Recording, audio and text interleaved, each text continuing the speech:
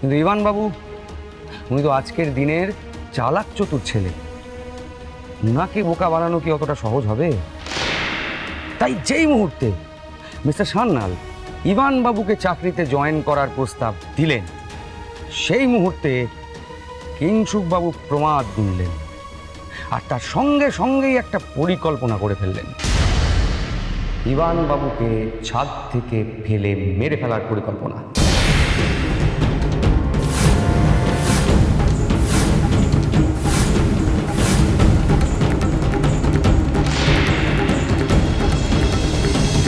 আর তার দোষটা যাতে সম্পূর্ণভাবে আশিস বাবুর ওপর বর্তায়, সেই চেষ্টাতেও ওনার কোনো ত্রুটি ছিল না।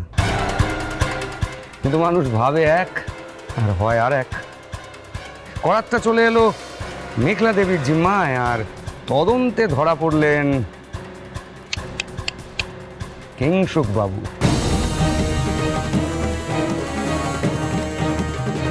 অপরাধী যতই চেষ্টা করুক না কেন, একটা না একটা সূত্র সে পেছনে ফেলেই যায়। You are under arrest mister Kingshuk Babu.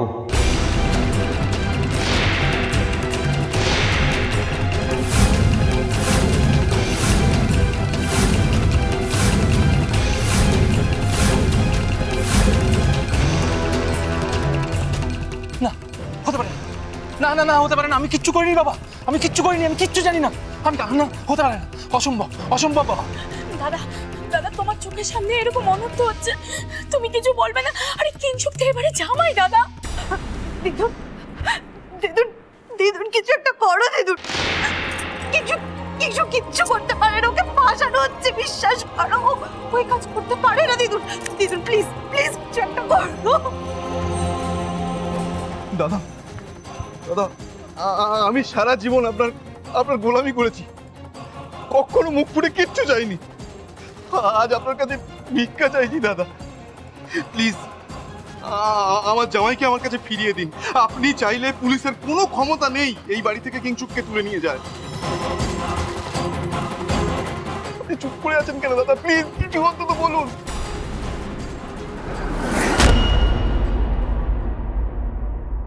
Ivan Ivan তুমি বিশ্বাস করো, আমার কাকা এরকম কাজ করতেই পারে না। আমার কাকাই অত্যন্ত ভালো একজন মানুষ। ইভান ইভান তুমি প্লিজ আমার কাকাইকে বাঁচাও ইভান, প্লিজ।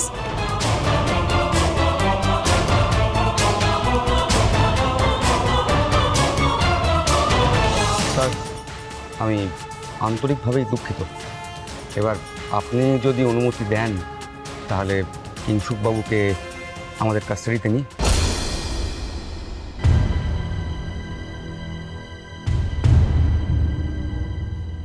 আমি এখনো বিশ্বাসই করতে পারছি না যে কিংসুক ইভানকে মারার চেষ্টা করেছিল। আমি বিশ্বাস করতে পারছি না।